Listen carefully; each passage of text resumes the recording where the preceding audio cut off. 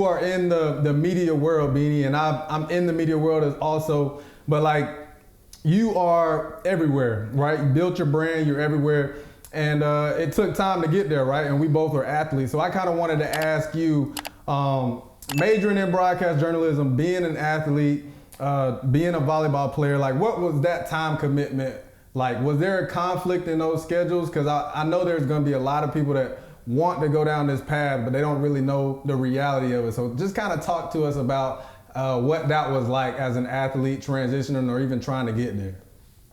Yeah, it was actually kind of crazy because as both of you guys know, like 90% of my time was spent at HECT, which was our athletic facility, right? Like I was there all the time, literally lived right across the street from it, so I could just walk and go get treatment every single morning, right? Like, so when as a broadcast journalism major, you had to put in hours where you were able to do your craft. Like your homework in broadcast journalism was you had to put together packages, you had to do features, and you had to be off campus to do a lot of those things. I worked with the professors to allow me to do most of them in HECT athletic facility. Like I was like, hey, can I do a story on the athletic trainers? Can I do a story on our tutors? Can I do a story on our coaches? Like I just asked them to allow me to do that because I was really the only student athlete that was in our program. There was one other student athlete, she was a rower, and their time commitment, I don't be knowing what rowers be doing, but I ain't doing that. So I just asked my professors to allow me to make most of my projects surrounding sports. And there were times when they were like, you can't keep doing sports. And he's like, you have to do something else.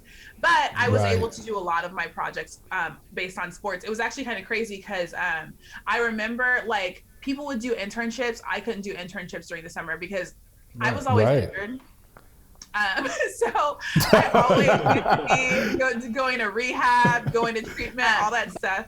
And so during the summer, and I remember like even during the summer, even though I was getting paid for my scholarship, I also was trying to make extra cash. So like all the things that I was doing like Gatorade camps. I don't know if you guys had those where you like give Gatorade to kids during their camps, and you literally it was all student athletes that worked them, and so you would get paid doing them. And I was like, I'd rather do Gatorade camps than go like intern. Oh, that's sweet. Yeah, that's nice. You just handed out Gatorade and got paid? Yes. You literally go to the kids, you work with the athletic trainers, you go to the kids and you say, here's why you need Gatorade, kids. You have to stay hydrated. I'm a student athlete and I always drink Gatorade. And they'd be like, yay. And then you just give the kids Gatorade. And that was like my summer job. Yeah. In addition to getting money for, I don't know how other colleges work. Because like we weren't broke at Miami, okay? Like I got paid to do treatment at Miami. Like if I was gonna be on campus during the summer, I used to get a wad of cash for getting treatment during the summer. So we were not NCAA. We finna report this today. If the NCAA come out with them sanctions against Miami, I think you just caused that to happen. Right. What? She getting handshakes for going to treatment. We used to get like $595 a week to do treatment. What? I never heard of that. I don't know if you were supposed to tell us that one. Right. Hey, you supposed to take that one to the grave. And it was cash. We used to get an envelope. It was cash, and we'd be like, "Ooh, we about to be lit on South Beach this weekend." Yeah. Anyway, like the boosters, right? Sound like a booster to me. Like literally, the athletic trainer would hand it to us at the end of the week. Like, thank you for coming in for treatment. Here you go. Whatever. Oh my God. No, that's why she was injured all the time. So she needed that check. So, anyways, I say all that to say. The majority of the time I was in the athletic facility doing sports stuff and not doing school stuff. And I remember I was having a conversation with a football player a little bit before I was going to graduate. And he was like, yo, like, I know it's hard to get internships and all this stuff, but like, I got you if you need a job after college. He worked at Enterprise. I was looking at this boy like, bro, I have other goals for that information. But I know it's hard, right? Like a lot of people don't really know what they want to do, especially that's right. players that think that they're going to be professional. Like it's hard. And I actually kind of thought about being a professional volleyball player overseas for a little bit, but then because I knew that I wanted to kind of grind it out on this side of things, I decided not to do that. But it is really tough because when you get out of college, you don't know what the heck you're going to do. And I think you have a plan, but you've been a student athlete for so long that you know that grind and you don't know how other things look. So it was definitely hard. I just happened to work in the athletic facility as an intern my last year. And then some of the people that I worked with there knew some people at Clemson, so they were able to give me a job as a graduate assistant reporter in the athletic department. So that was like my first like thing away from sports, like being an athlete, but like being on the other side of it, but still working in an environment that I was very used to. Yeah, that makes sense. That just shows kind of the dichotomy. That's a sneak peek for y'all that to be a student athlete really is having 2 full-time jobs, like your full-time job as an athlete and your full-time job as a student, and you have to balance it and you have to kind of maneuver your way through it. And like you said, like you don't have the ability to do the internships and the job shadows that the typical student would have. I mean, not every school is like Miami where you're getting $600 a week to come get in the cold tub.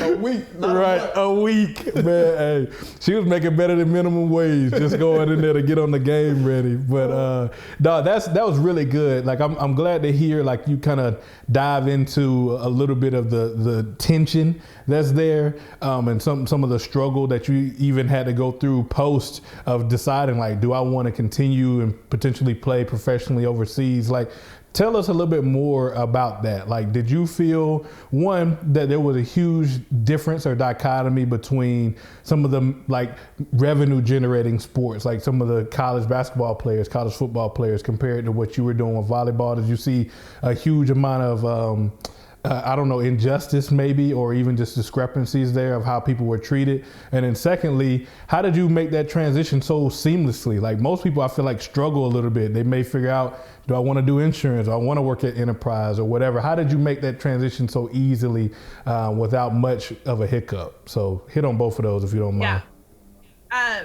First, I'm so glad that, well, I'm glad and I'm not glad that I'm not a student athlete currently, because I feel like athletic departments have a huge divide in when it comes to football, revenue generating sports, basketball, and then all other Olympic sports. When I was there, we were pretty much all on the same level. Like we all ate out of the same caf. We all had the same dorm rooms. Like we didn't have to. Now at Miami, there's like a specific dorm room for football players and basketball players, and volleyball players. All Olympic, other Olympic sports are just with the gin pop. It's like, here you go. You guys are just regular. So I'm very glad that I didn't go to school during that time, because I was not trying to, I already had dudes on the football team telling me that they did more than I did. So I didn't need them to also be in a special dorm. Okay. So at the time, it wasn't that much different, because we were all in the same place. We all had the same facilities. I think Miami does a good job of when they update Olympic sport facilities, it's all in one thing, right? So like, I know that they updated the volleyball locker room at the same time they updated the football locker room. The athletic training room is all the same athletic training room. It's not like 2 different training rooms. Everybody has access to the same exact equipment. It's the same weight room. Like all that stuff is still kept together. And so I think Miami does a good job of that. When I was at Clemson, I was there when they built that $1 bajillion.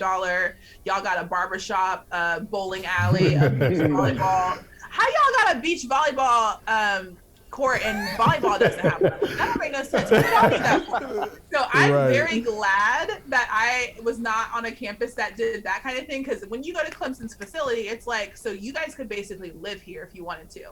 Y'all got food. Y'all got your own weight room. Y'all got chefs. Y'all got people making y'all smoothies and stuff.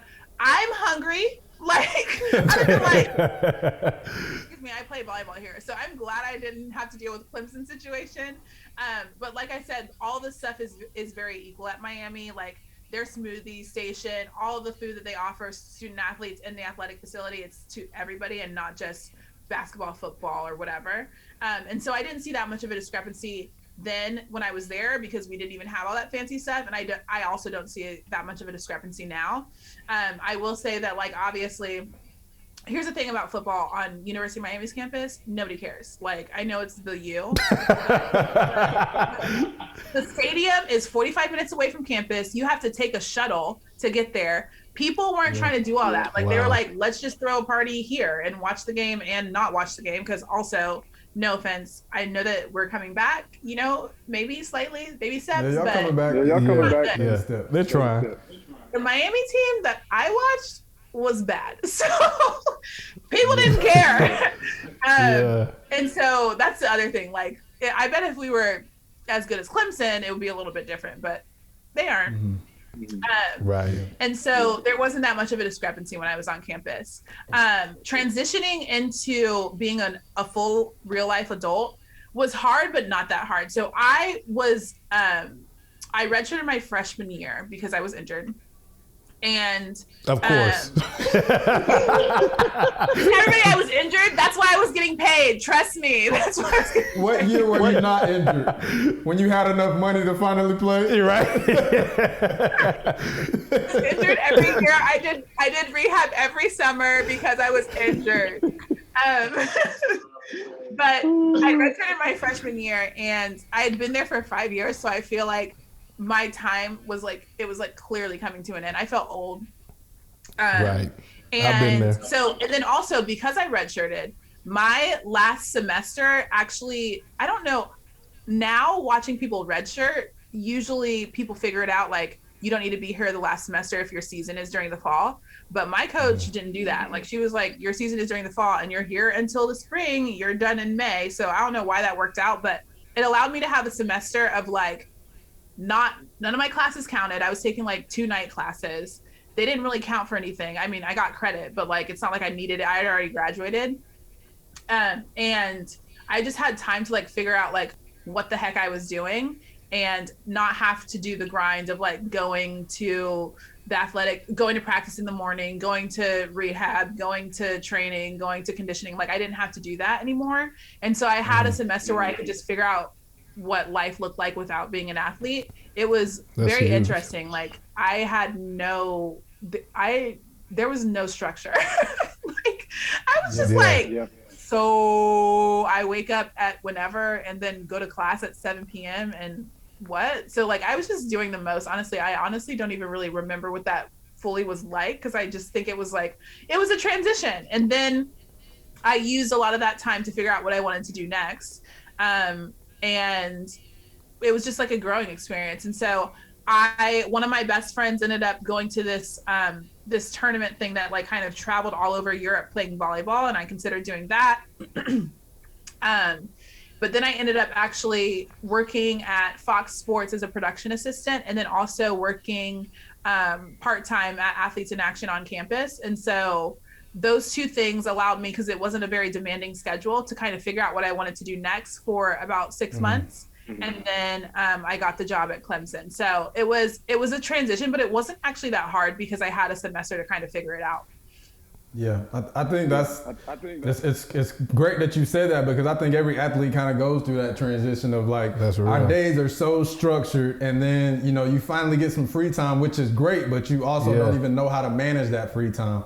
And so I think I can relate to just like not knowing how to navigate, not knowing what to do with my time, not knowing where I want to go. But for you, it seems like you were kind of strategic about like how you wanted to go about it, hence like branding yourself the way you did. How did you do that, or how did you know that you wanted to brand yourself as the ball girl? When did that start? Like, what was the motivation behind that? Because like, clearly it worked, but like, when did you sit down one night and like, you know what, this is gonna be like my intentional thing that I'm gonna do? Probably in the training room. Probably when she was thumbing through the check. Right. Oh, I got all this money. What No, when did that happen? It was actually kind of crazy, because being in this career, like wanting to be in this career path, right? Like, I knew that I wanted to be on camera. If I always look back at my old reels, they're so bad. I honestly don't know how I got a job. But I knew I'd always wanted to be on camera, and I knew this is kind of what I wanted to do. The thing was, there's no other bald people talking about sports anywhere. There's no other bald people talking about anything in this role, right? Right. And so when I went to Clemson, I was so glad that they hired me. But I also knew I was in Clemson, South Carolina, right? Like, it is the South. And not only am I a Black woman, but I also have no hair. So I was like, this is awkward, right? And I remember a lot of the jobs that I was applying for initially, when I was just trying to go to the middle of nowhere, like local station, to get reps at like a random local station, they were telling me like, hey, thanks for applying. We like your energy. We like your personality, but we don't know if our audience would connect with you or be able to relate with you because of your look. I talked to some directors. My mom used to work in television, so I talked to a director that used to work with her in Tampa. He was currently in Seattle, and one of the things he was like, you could change your look, like you could grow your hair, you could wear a wig. And then he was like, but you don't necessarily have to do that, because you don't need every single person that you apply for to say, we love you and we want to hire you. You just need one person to say that. And so I was like, that's true. Like, I don't need everybody to accept me and then to have all these options. Like, I just need one person to say, hey, this is where you should be and we want you here. But when I got to Clemson and they did say that, I still knew that there was an elephant in the room, because nobody had seen anybody like me just covering sports, especially in Clemson, South Carolina. So my first week that I was there, Scott Van Pelt came on campus. He was doing something called Bald Man on Campus that they used to do on SportsCenter at the time. And I went around with them. He was doing a story on Taj Boyd and Sammy Watkins. And so I kind of just like went around campus with them. And after he left, I looked at my boss and I was like, oh my gosh, Bald Man on Campus. I was like, can I be Bald Girl on campus? And she was like, yeah, that'd be great. That sounds so catchy. That's so fun. And so we started a series called Bald Girl on Campus. So I was just doing features with people. It'd be Bald Girl on Campus, me sitting down and interviewing these people that were student athletes. And it turned into a whole thing. People literally called me BGOC. Like, they're like, BGOC. So I went from being Beanie to BGOC. Wow. And it just worked. And so after I was at Clemson, I went to the Broncos, like Chris said, and I remember when I got hired, my boss was like, we want you to do your bald girl thing, like that's what we want you to kind of be. And I was like, yeah, like this is a whole thing. So I just became the bald girl. Like, I was like, I guess this is like a whole thing. And obviously it stuck, it works. And I think initially it started because I was like, I want to get the elephant in the room, just like, let's talk about it, because I'm bald. Yes, I am. And I think even still, like, I'm bald. I love being bald. I shave my head like 3 times a week, right? People be saying the craziest things in the comments. Like what? Actually, like what? It's actually kind of funny. Like, I, at this point, am very comfortable with how I look. Like, I never was uncomfortable with being bald, right? Like, this is how I look, and this is how I want to look for the rest of my life, honestly. But people will be like, when I was working at the Big 12, people were like, yo, I didn't know Charles Barkley worked at the Big 12. Or like, people would be like, is that Chauncey Billups? I'm like, bro. Like, and then some people will come to my defense and be like, you don't know what's wrong with her. She might be ill. I'm like, what the heck? Why can't I just be normal? Like, it's actually hilarious. But yeah, so I figured just getting the elephant in the room out of the way is the best way to approach it, instead of having people constantly being like, excuse me, can you tell me why you're bald? Because I want to. I shaved my head this morning. Why do you shave your head? Like, what? That's genius. So yeah. Yeah, no, I love it. And you know the unique part about that, Brandon, you talked about like that's her brand and that's what these different organizations and teams wanted her to bring to the table. But it wouldn't have worked if you weren't yourself. Right. Like if you weren't authentically Christine, Beanie, Williamson, they would have just been like, it's kind of a gimmick. And it may not have continued to thrive and take off the way that it did. And I feel like there's even a lesson in that for the current generation of athletes that are coming out, because I feel like when we were kind of transitioning out of college into the league, there was a lot of talk about your personal brand and like make sure your brand is strong, and also social media. Like now we have more control over the narrative than ever, and I think there's some benefit to that. But I also think sometimes like you can lose your authenticity, your humanity almost. Like people just start to view you as just the bald girl, or they view you as just Bam Boykin, or they view me as just the guy who was a has-been at Georgia. Like you just like you want to be authentically yourself, and you know the beauty of that. I feel like for you, Beanie, just from the relationship that we've had and how much I know about you, is I know your faith is very important to you. You know, you have the HGA sweater on.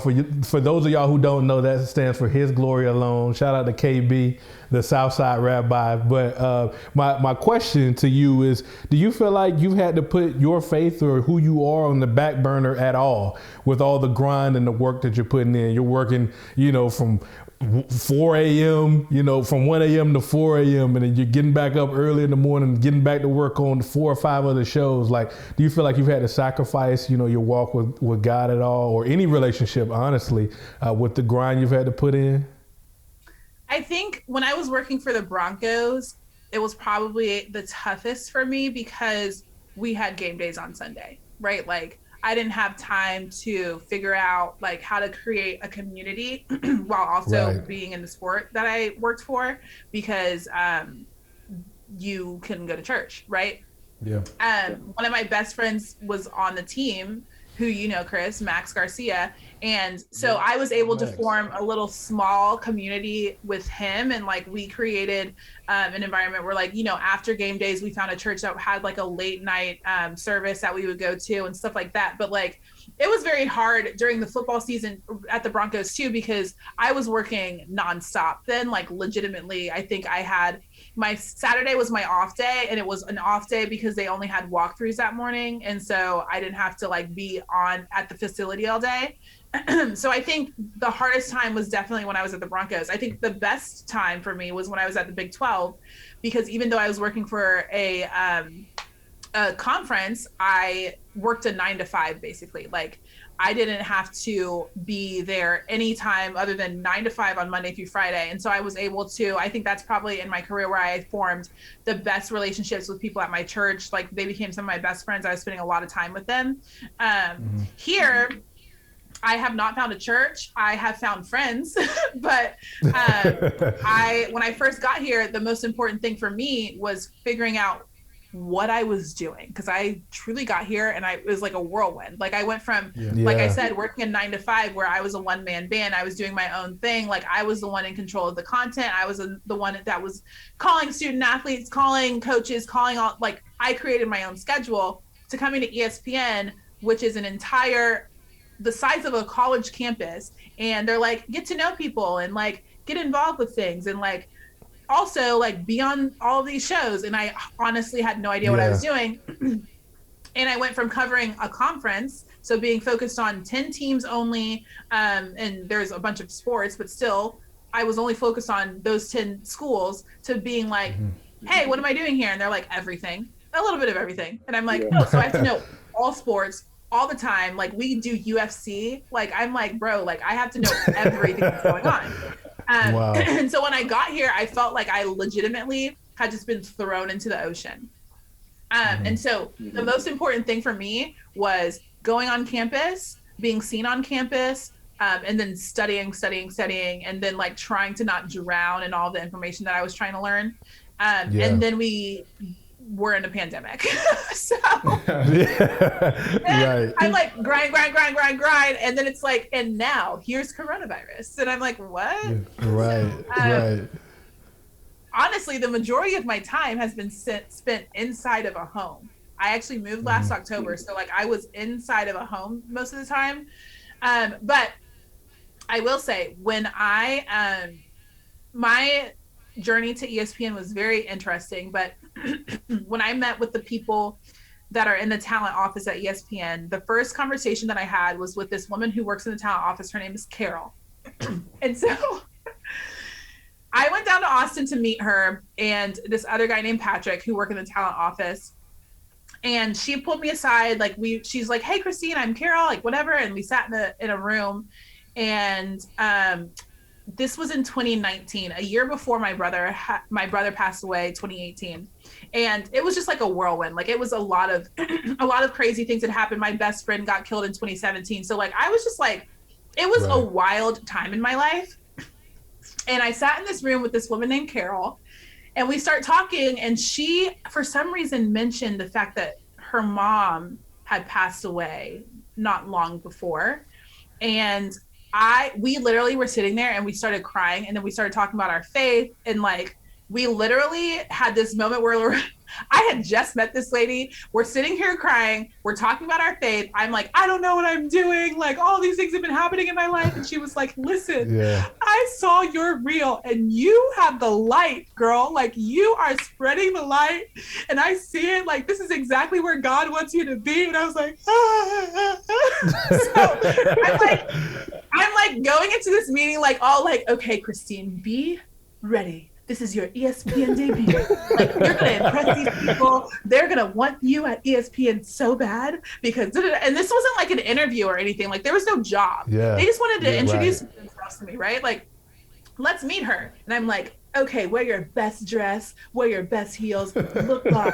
And like, in the first 10 minutes, I'm like, what am I doing? Is this what I'm supposed to be in my life? And she's like, God has you exactly where you want to be. But I feel like in that moment, it was really just like, first of all, sis, you don't know what the heck you're doing. Like I feel like I went there to be like, this is how it's going to be. And it's going to be wonderful. Everybody's going to love you. And then God immediately is like, and you're crying about me. Here we go. Like, you know what I'm saying? Right. But I think in that moment, it just made me realize that this is exactly where he wants me to be.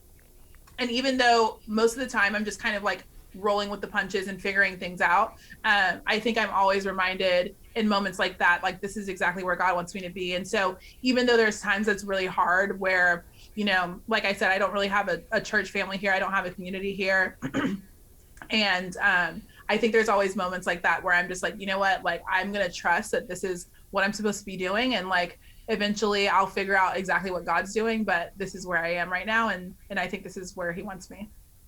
Yeah, man, that's beautiful. Yeah. I mean, I can relate. I think Chris can too. A lot of times, like we work so hard for a goal or to get somewhere, and we get there and the amount of work or just the reality is kind of overwhelming, and we kind of start trying to doubt it, right? We start trying to ask ourselves, like, is this really where I'm supposed to be? But this is what we prayed for, like the very thing we prayed for, we asked for. We second guess it because the work might be we think it's too much for us. But like you said, God's already put everything we need in that moment to groom us and grow us and shape us. And that's crazy that you said that, because I think a lot of people feel like that. Like, this might be too much for me. Right. Or we look at other people's lives and say like, oh, that, you know, I want to be where they are, but we don't really know like what they put in to be there. And so we appreciate you just being candid with us about like opening up about how that feels, because I know that's a real thing. I've been there before, even in media. And me starting my journey, I know you've traveled all over the place, and I've kind of been stationary in like Georgia and University of Georgia, but it always feels like I'm deep in this and it's overwhelming. But I wanted to ask for you, like, what is the end goal for you? I know like there's a stigma around women that they don't necessarily last in media a long time like men do, but for Beanie, what's the end goal? What are you hoping to like accomplish in your career in broadcast or in media? And do you want that to go transition into something else with media, or where do you see yourself? What's the end goal for you? It's actually kind of crazy because when I first got here, people would ask me that question and I truly didn't know. Like, I was like, bro, like, y'all, first of all, being in Bristol, Connecticut is actually, it's a great thing because people hate it, but you also have the opportunity to dabble in a million different things, right? So like when I got here, I was doing SportsCenter updates, which is like SportsCenter, but like condensed into small updates, like a 5-minute show. I was doing, filling in on Snapchat, doing our digital shows. I had the opportunity to do a little bit of everything. Now I'm doing radio. Like I would have never imagined that I'd be doing all this stuff, right? Yeah. But I'm learning so much, and I'm figuring out exactly where I want to be because I'm able to dabble in all these different things. So when I first got here, I was like, I'm just trying to do everything. You know what I'm saying? Like figure out exactly what I like and figure out, learn different skills and that kind of thing. Now, because recently people have been asking me this question a lot, I just tell them I would like to host my own show. Like, I want it to be my show. I don't want nobody else on the show. I want it to be me, and I interview guests, and it's me, and it's my show. Right. And that, I think, is the ultimate goal. And I think I, especially now, would definitely want it to be sports focused. I've had a lot of conversations with people that are like, you should be doing so much more. Like you're putting yourself in the sports box, and like you should be doing other things. You can do everything. But like right now, I love sports. This is obviously like what I've been doing my whole life. And so I would like to have my own show, focus on sports. What that looks like or what that sounds like, I have no idea. Because you have to talk to other people, because that's not no show if you just talking to yourself. But I think that that's the ultimate goal, is just like having my own show, hosting my own show. And kind of one of the things that I liked about my career up until being at ESPN is being able to be creative and get, be a part of the production process and not necessarily just being a talking head. And so I would like to be able to be a part of the creative process when it comes to putting that show together, so that I feel like it's kind of like my baby and not just like, hey, we have a show that you can host, and like I'm just hosting this random show. You know what I'm saying? So that's kind of, I think, my ultimate goal, but I have to get way more clout before I can get there. You got the clout, and you still got the money from Miami, so I think you well on the way. Exactly. She's gonna be the next Stephen A. Smith. You already have 8 jobs just like Stephen A. So I feel like it's well on the way. But I wanted to backtrack just a little bit. I know you mentioned this, and you don't have to dive into this at all, but you just talked about tragedy and that you've experienced in your life and just the difficulty that came along with that. What do you feel like? How do you feel like that's altered or changed you? Like I can even kind of share myself personally as well. 2018 was the worst year of my life. I lost my mom kind of suddenly. She was going through a sickness for a long period of time, and it was something we never thought would happen. And I think leading up to that, I was in a really dark place emotionally as well as spiritually. And I felt like her death taught me more than any sermon I had ever heard before. So it's like those moments of very difficult and dark times are almost the moments when God shows up the most. And it was a reminder to me that my relationship, if I wanted to grow in God, it wasn't complicated. It just was costly, and it was going to cost me my time. And I needed to spend more time with the Lord. And that was really what my mom and her passing taught me overall. And I feel like it's helped me to kind of grow from there. Like both of y'all can really hit on this if you like. Like, would you say there was a defining moment in your life where you said, man, this was almost like the bottom of the valley and kind of deep at the bottom of the pit, where you feel like it adjusted your entire worldview from that point forward? I think for me, like I have told a few people this, when I was at the Broncos, it was like some of the best times that I ever had, but also it was super, super hard because I had gone from being in college where I had 1 million people around me, my whole team, the whole college campus, going to Clemson where I had 1 million people around me, a whole college campus and 1 million friends. And then I went to the Broncos where I was by myself. And the only friend that I had, I was forbidden to have because he was on the football team, and you're not supposed to fraternize with players, right? So I didn't know Max before I got there. We had mutual friends because of Athletes in Action. He was in Athletes in Action at Florida. I was in Athletes in Action at Miami. And so we had mutual friends, and then we just started hanging out when we got there. But like I said, it was forbidden. So like I couldn't like be around, like I couldn't post pictures. I remember one time he was like, hey, do you want to go to this thing for like Florida alum? And I was like, bet, like we go watch the Florida game. So we went to this place downtown. It was a bunch of Florida alum that invited him. They were so excited to have him there. And they posted a picture on their Florida alum page, and he retweeted it. And my boss was like, what are you doing? I was like, that's my friend. Like, what do you mean? And so I think that was one of the hardest times of my life, because the people that I identified with were in the locker room, and I wasn't allowed to hang out with them, right? And then the other people that I worked with, I honestly like didn't form a relationship with them like that, right? Like I just felt very distant from them. And then, like I said, I wasn't able to build a community because all I was doing was working. And so when I was at the Broncos, it was one of the best times of my life, but it was also one of the worst, because I just felt like I was very alone. I was by myself. The only people I was around were people that I didn't really like. And I was working like 24, 6.5, right? Like I was literally, that's all I was doing. So it was super hard being in that environment, right? and I left there in 2016, went to the Big 12, which was a lot more promising. And I grinded for that first year, just worrying about work. And luckily, one of my best friends worked with me, and I wasn't not allowed to hang out with her. So so I had a smaller community at my job, but I still was trying to figure it out. And like I said, when I was at the Broncos, I legitimately, like, it was cold. It was the first time I went to a cold place, and I hated it. Yeah. And there were blizzards.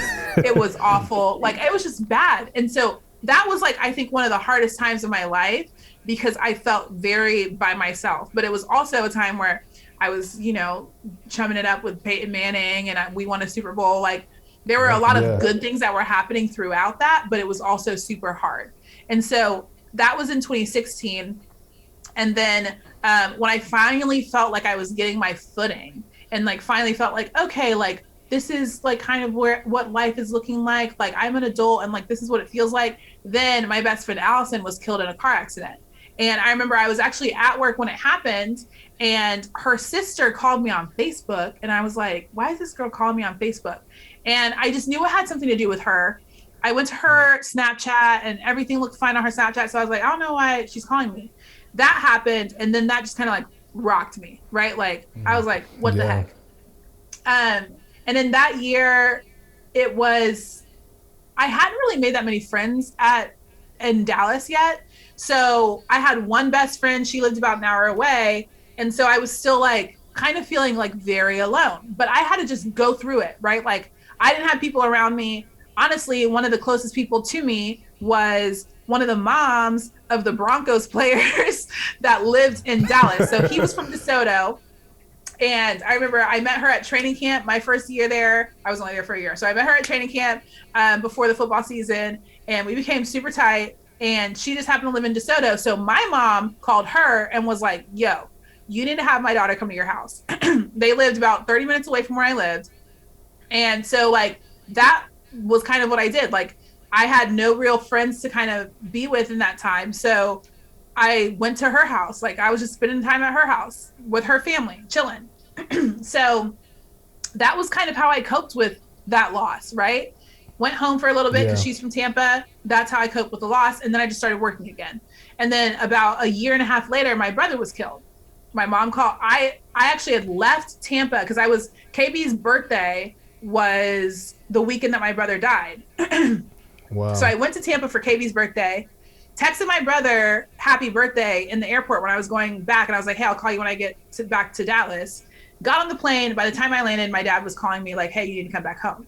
So I felt like I never really had the time to really process those things. When I went back to Dallas, like, again, Miss Miller came, the lady that lives in DeSoto, her name is Gloria. Gloria came to visit me again. She stayed with me that night. Then I went back to Tampa. And I felt like I never really had time to process what was going on because of like what I was just, I'm always on 100.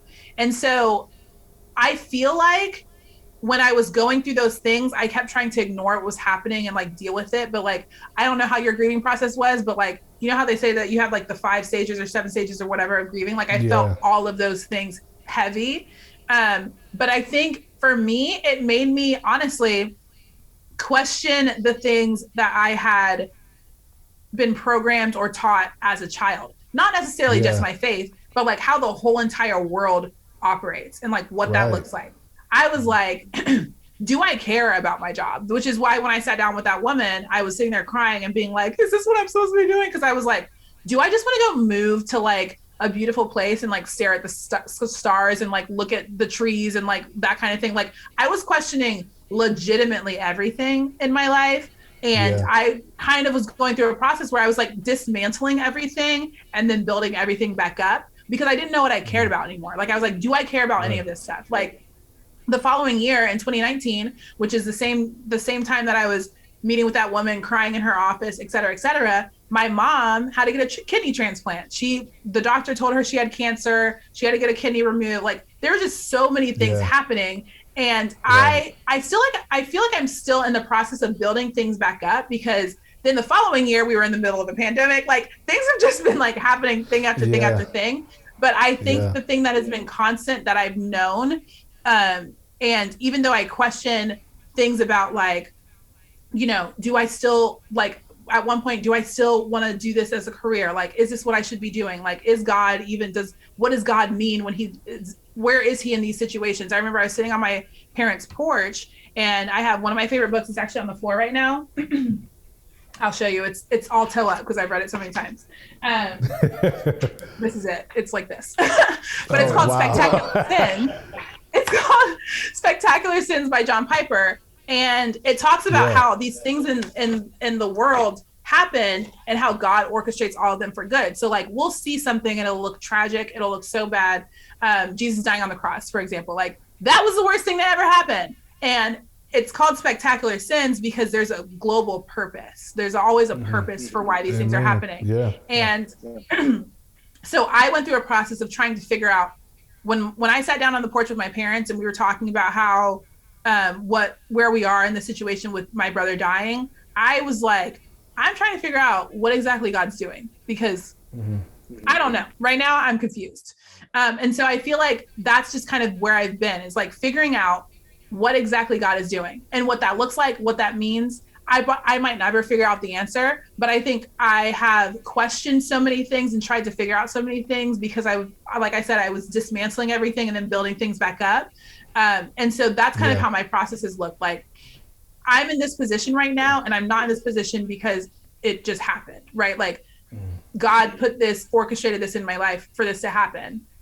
And I'm kind of just in a place where I'm like, okay, why is this happening? And there are times where like, for me, I'll sit here and be like, am I doing enough? Am I like doing enough to get where I want to be? Like, am I talking to the right people? Is this going to happen for me? And I have to keep reminding myself like, hello, sis, like all the things that are happening in your life are not by happenstance. So even though I can have doubts about what I'm doing and what I want and what my goals are, I still have to realize that these things have been orchestrated. And even though I can get stressed out and try to figure out like, oh my gosh, am I going to be paid this much? Am I going to be on this show, et cetera, et cetera? Like, I also have to realize that the way that my life has gone down, I'm clearly not in control. So like, I can try to be in control of all these things, and I can try to orchestrate things how I think they should look and talk to people I think I should and like work really hard. And like, those things are good, but also me sitting there and mulling over what is happening in my life isn't really beneficial because I do know that God is in control. Because if I was in control, most of this stuff probably wouldn't even happen. You know what I'm saying? So,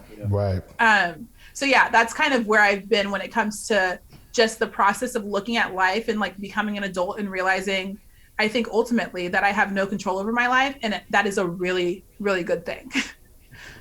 Amen. Yeah, that's powerful. Kind of touched on something I was seeing earlier with Pastor Mike Todd. He was just talking about being in a dark place or being in a deep, but being anchored and really remembering that God has like never failed us. Every time we get in a situation, we start panicking, but when we think back, like he's never failed us. And he was just saying like, I don't see it now, but you said it and you promised it and you said it. Right. And every time we're in the middle of it, I don't see it, but you said it. And that's the mindset of being anchored. And you really, you portray that for sure, 100%. No doubt.